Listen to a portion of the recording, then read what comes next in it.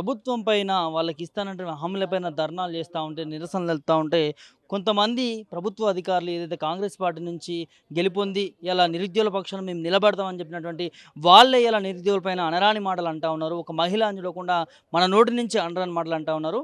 మనతో పాటు సింధిరెడ్డి గారు ఉన్నారు. వారిపైన అనేక విమర్శలైతే ప్రభుత్వం తీసుకొస్తా ఉంది. ఏదైతే తీన్మార్ మల్లన్న కావచ్చు అనేక మాటలు అన్నాడు. సింధిరెడ్డి గారితో మాట్లాడదాం అసలు వాళ్ళు ఏం చెప్తారు దీనికనేది. చెప్పండి మేడం ఎట్లా చూస్తారు ఇవాళ మీ పైన వస్తున్నటువంటి విమర్శలు? మా పైనొచ్చిన విమర్శల్ని చూస్తుంటే నాకు అంత విమర్శ చేయాల్సిన అవసరం లేదు ఫస్ట్. ఆయన ఒక రెస్పెక్టెడ్ ఎమ్మెల్సీ పొజిషన్‌లో ఉన్నాడు. ఆయనంత నీచంగా మాట్లాడాలన్నా నాకు నోరు రావట్లేదు. అంత అంత దరిద్రపు మాటలు అసలు ఆయన మనిషేనా అనే ఒక పెద్ద క్వెషన్ మార్క్ నాకు. ఎందుకంటే నువ్వు గ్రాడ్యుయేట్స్ ఓట్లేసి గెలిచినోడివి. ఈరోజు నువ్వు ఒక గ్రాడ్యుయేట్‌ని, అది కూడా ఒక మహిళని అనకూడని మాట అన్నావనంటే నువ్వు ఏం చూసుకొని? కేవలం అధికారం మదం. అధికారం ఉంది. ఆ అధికారంతో వచ్చిన అహంకారంతోనే నువ్వు ఆ మాటలన్నావు. అదే నీ ఇంట్లో ఉండే ఆడవాళ్ళని వేరే వాళ్ళొచ్చి ఆ మాటలంటే నీ పరిస్థితి ఏంది? నీ తలకాయ ఏడ పెట్టుకుంటావు నువ్వు? నువ్వే ఇస్తున్నావు. ఇప్పుడు నువ్వొచ్చి బయట ఆడదాన్ని అన్నావంటే రేపు ఖచ్చితంగా ఎవరో ఒకరొచ్చి నీ ఇంటి ఆడదాన్ని కూడా అంటారు. నువ్వే చెప్తున్నావు అనొచ్చురా, ఎవరినైనా అనొచ్చు అని నువ్వే నేర్పిస్తున్నావు సమాజానికి. అట్లా ఎందుకు? అంత అంత నీచమైన వ్యక్తిత్వం ఎందుకు? ఎందుకు తీన్మార్ మల్లన్న ఏదైతే ఆ మాటలు మాట్లాడినటువంటి వ్యక్తి ఎమ్మెల్సీగా ఉన్నటువంటి అధికార ప్రతినిధి ఎందుకు మీ పైన మిమ్మల్ని టార్గెట్ చేయాల్సిన అవసరం వచ్చింది? మీరు ధర్నాలు చేస్తా ఉంటే మీ వీడియోస్ కూడా ప్లే చేసి కేటీఆర్ గారి పక్కన నిల్చోవడం కాకపోతే వేరే వాళ్ళ పక్కన నిలిచిన వాటిపైన ట్రోల్ చేస్తా ఉన్నారు. నేను అదే తీన్మార్ మల్లన్నని అడుగుతున్నా. నేను నీ దగ్గరకొచ్చినా అది నీ ట్విట్టర్ హ్యాండిల్ ఎందుకు పెట్టుకోలేదు?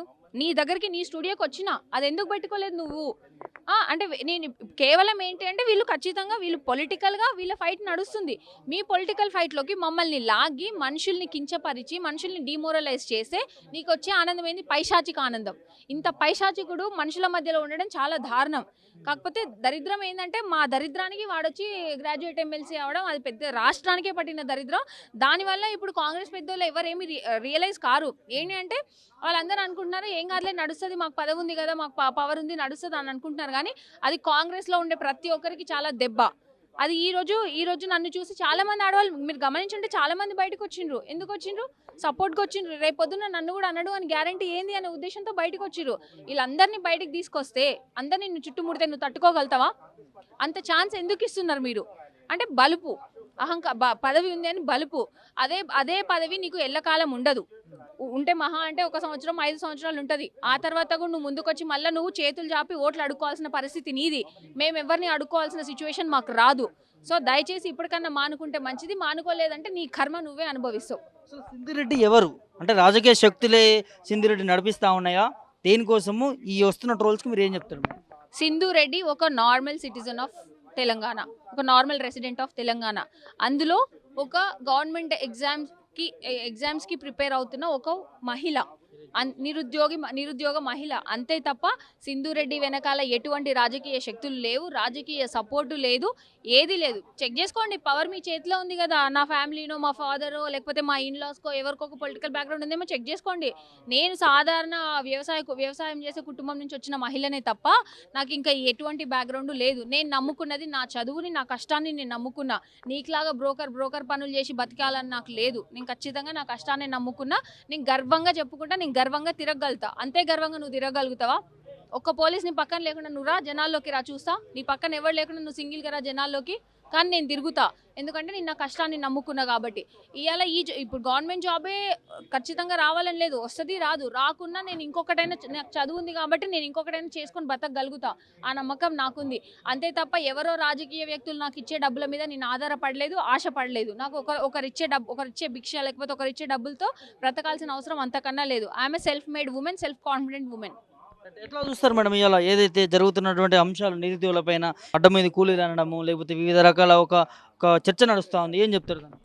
ఇప్పుడు అడ్డ మీద కూలీలు, పనికిమాలినోళ్ళు, కిరాయికి పనిచేసేటోళ్ళని స్వయాన ఒక చీఫ్ మినిస్టర్ అనడం మాత్రం అది చాలా అవమానకరం. నిరుద్యోగులందరికీ మాకు చాలా అవమానం జరిగింది.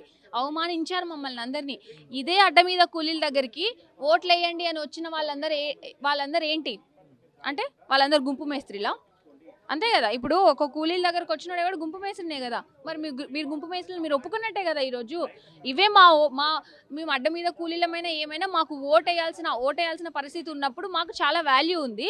కానీ ఇప్పుడు ఓటుతో పని లేదు కాబట్టి మాకు వాల్యూ లేకుండా పోయింది. అంటే ఇక్కడ స్వార్థానికి పోయింది, స్వార్థంగా వాడుకొని పక్కన పెట్టాలనుకుంది ఎవరు అనేది సమాజానికి క్లియర్గా అర్థమవుతున్నది. ఈరోజు మీడియా వాళ్ళ ఏమంటారు మెయిన్ స్ట్రీమ్ మీడియాని నొక్కేసిండ్రు, యూట్యూబ్ సోషల్ మీడియాని నొక్కేద్దామని ట్రై చేసిర్రు. దానివల్ల ఎవరికి ఇంపాక్ట్ అయింది? అట్లా నొక్కాలనుకున్న ప్రతిసారి ఇంకా ఎగిసి పడుతున్నారే తప్ప ఏం ఆగిపోవట్లేదు కదా. ఎందుకు అంత దారుణమైన మాటలు మాట్లాడడం? ఒక చీఫ్ మినిస్టర్ అట్లాంటి మాటలు మాట్లాడినానంటే మాలాంటి వాళ్ళు ఒక చీఫ్ మినిస్టర్స్ని చూసి నేర్చుకునే దగ్గర ఉన్నాం మేము. ఆ ఏజ్ మాది, నేర్చుకునే ఏజ్ మాది. అట్లాంటిది మీరు చీఫ్ మినిస్టర్ అట్లాంటి మాటలు మాట్లాడితే మేము చూసి ఏం నేర్చుకోవాలి? రేపొద్దున మీరు మాట్లాడారు కాబట్టి మిమ్మల్ని కూడా మేము తిరిగి ఆ మాటలు అంటే ఏంటి పరిస్థితి? మీకు రెస్పెక్ట్ ఉంటుందా? మీ రెస్పెక్ట్ని మీరే తీసుకుంటున్నారు కదా. అట్లాంటి మాటలు మాట్లాడండి అని నేర్పిస్తున్నారు. కాంగ్రెస్లో ఉన్న పెద్దలందరూ నేర్పించేది అట్లాంటి మాటలు మాట్లాడమనే.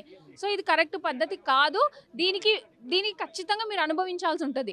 ఇటీవల ఏదైతే గతంలో ముఖ్యమంత్రి రేవంత్ రెడ్డి గారు కూడా నేను ప్రజాపాలన తీసుకొచ్చిన నిరుపేదలకి న్యాయం చేస్తా ఉన్నా నిరుద్యోగుల ప్రభుత్వము అని చెప్పిండు. ఎవరైనా ఆపదలో ఉండి అన్నా అని అంటే కూడా నేను ఆదుకుంటాను, నా ఇంటికి వచ్చి అడిగినా కూడా ఆదుకుంటానని చెప్పన్న ముఖ్యమంత్రి గారు ఇవాళ మీరు ధర్నాలు చేస్తూ ఉన్నారు, నిరసనలు చెప్తా ఉన్నారు, సీఎం ఇంటికి వెళ్ళి కూడా అర్జీలు అడుక్కున్న పరిస్థితి చూస్తూ ఉన్నాం. ఏదైతే ఓయూ కాలేజ్ వేదిక ఓయూ ఆర్ట్స్ కాలేజ్లో కూడా అర్ధరాత్రి కూడా నిరసన తెలిపారు. ఏం చెప్తారు ఇలా మహిళలకు సంబంధించిన రాష్ట్రంలో ఏ విధంగా ఉందంటే? ఫస్ట్ ప్రజాపాలన అన్నారండి. ఏ కోశాన కూడా ప్రజాపాలన కనిపించట్లే, పోలీస్ పాలన కనిపిస్తుంది నాకైతే. ఎటు పోయినా పోలీసులు, అంతమంది పోలీసులని పెట్టుకొని నువ్వు పాలన చేయాల్సిన అవసరం ఈ రోజున్న ముఖ్యమంత్రికి ఎందుకు వచ్చింది? నువ్వు ఒక ముఖ్యమంత్రిగా ఉండి నువ్వు ప్రజల సమస్యలు విను, సరే పరిష్కారం చేస్తావా లేదా పక్కన పెడితే కనీసం నువ్వు వినాలి కదా. ఎంతసేపు నీ చుట్టూ ఉండే భజన బ్యాచ్ని పెట్టుకొని ఆ భజన బ్యాచ్ చెప్పిన మాటలు వింటే నువ్వు ఖచ్చితంగా పోలీస్ పాలన నడిపించాల్సి వస్తే నువ్వు పోలీస్ పాలన నడిపిస్తున్నావు. కానీ దానివల్ల నువ్వు ఈరోజు గెలుస్తున్నావు అని అనుకుంటున్నావు, కానీ అది నీ గెలుపు కాదు, అది నీ పతనం. ఎందుకంటే ఒక నిరుద్యోగులమైన మేమందరం కలిసి మేము కాంగ్రెస్ రావాలి అని అందరూ ప్రతి ఒక్కరు విలేజెస్లో ఉన్న ప్రతి ఒక్కరు కష్టపడి పనిచేస్తే వచ్చింది కాబట్టే నువ్వు చెప్పుకున్నావు నిరుద్యోగుల వల్ల వచ్చింది అని. కానీ నిరుద్యోగులు నువ్వు ఓన్లీ ప్రెస్ మీట్ ముందు చెప్పుకోవడానికి మిగలేదు. నీకు ఎవరైతే హెల్ప్ చేసినరో, నీకు ఎవరైతే సపోర్ట్ చేసిరో అదే నిరుద్యోగులు ఈరోజు నీ మీద రివర్స్ మాట్లాడుతున్నారు అని అంటే అక్కడనే అందరికి అర్థమవుతుంది. ఇప్పుడు మా ఇంట్లో వాళ్ళు ఉంటారండి, వాళ్ళు నన్ను అడుగుతారు ఎందుకు మీరు మళ్ళీ ఎడ్యుకేషన్ చేస్తున్నారు అని అడిగితే నేను చెప్తా కదా. అప్పుడు ఏమవుతుంది? మా ఇంట్లో వాళ్ళందరికీ తెలుస్తుంది ఇప్పుడున్న ప్రజెంట్ చీఫ్ మినిస్టర్ ఏం చేయట్లేదు అని అందరికి తెలుస్తుంది. సో నువ్వు చెప్పమని చెప్తున్నావు మాకు ఇండైరెక్ట్గా, నా గురించి చెప్పుకోండి నెగిటివ్గా పర్వాలేదు అన్న రేంజ్లో అట్లా ఉంది పాలన. అది కాదు కదా పాలన అంటే. వినాలి ఫస్ట్, వినడానికి స్కోపు లేదు, చెప్పుకోవడానికి మాకు స్కోపు లేదు. ఇంకా ఏది గవర్నెన్స్ ఏది స్టేట్లో? అసలు అడ్మినిస్ట్రేషన్ ఏది? ప్రజాపాలన అనే వర్డే రూల్ అవుట్ అయిపోయింది. ఇప్పుడు పోలీస్ పాలనే ఉంది. ఇప్పుడు ఈ రోజు నిరుద్యోగుల మీద పోలీస్ పాలన చూపించినావు, రేపు ఇంకొక సెక్షన్ బయటకు వస్తుంది, వాళ్ళ మీద కూడా నువ్వు పోలీస్ పాలనే కదా చూపించేది. అంతకుమించి ఇంకేం చేయగలుగుతావు నువ్వు? 100% హోంశాఖ తన దగ్గరనే ఉంది కదా. 100% ఇప్పుడు ఆయన దగ్గర లేకపోయినా ఆయన చేసేది అదే అని అనిపిస్తుంది. రేపు పొద్దున నువ్వు ఏదైనా మంచి చేసినా కానీ నమ్మే పరిస్థితిలో లేరు నిరుద్యోగులు. నువ్వు ఎన్ని మాటలు చెప్పినా నమ్మే పరిస్థితిలో లేరు. అట్లీస్ట్ ఒకసారి చర్చలకు పిలుచుకొని మాట్లాడితే మా బాధ ఏంటో మీకు అర్థమవుతుంది, మీ తరపు నుంచి ఉండే ప్రాబ్లమ్స్ ఏంటో మాకు అర్థమవుతుంది. కానీ ఏ ఒక్కరు సీఎం దగ్గర నుంచి మొదలుకుంటే చిన్న చితక లీడర్ కూడా ఇంతవరకు డైరెక్ట్గా నిరుద్యోగులతో ఇంటరాక్షన్కి వచ్చిండ్రా? రారు. వాళ్ళు ఎంతసేపు ఉన్నా సూపర్ఫిషియల్గా చూసుకొని పైన చూసుకొని వాళ్ళ పదవులు కాపాడుకోవడం కోసం ఏమీ లేదు, సమస్యనే లేదు అని ప్రొజెక్ట్ చేస్తున్నారు కదా. అది మీకు రేపు చాలా పెద్ద ముప్పు అవుతుందని నేను చెప్తా. ఓవరాల్గా ఏం చెప్తావు? చలో డిగ్రీ అని చెప్పి ఒక కార్యక్రమాన్ని కూడా జంతర్ మంతర్ చేస్తామని చెప్పి కూడా అంటా ఉన్నారు. దీని కార్యాచరణ ఏంటి, ఎట్లా ఉండదు? డెఫినెట్గా అండి. ఎందుకంటే ఇక్కడున్న చీఫ్ మినిస్టర్ కొంచెం మా మాటలు విని మా డిమాండ్స్ని వింటే, అట్లీస్ట్ వింటే, మేము సాల్వేషన్ తర్వాత సంగతి వినుంటే మాకు ఢిల్లీ వరకు వెళ్ళాల్సిన అవసరం లేదు, రాహుల్ గాంధీ వరకు వెళ్ళాల్సిన అవసరం లేదు. ఇది నేషనల్ పార్టీ. అదే రాహుల్ గాంధీ మా దగ్గరకు వచ్చి మరి మీకు మళ్ళీ ఈ సమస్యలు జరగకుండా చూసుకునే హామీ నాదని మాకు ఇచ్చినప్పుడు డెఫినెట్గా నువ్వు వినప్పుడు మేము ఖచ్చితంగా పోవాల్సింది ఆయన దగ్గరికే కదా.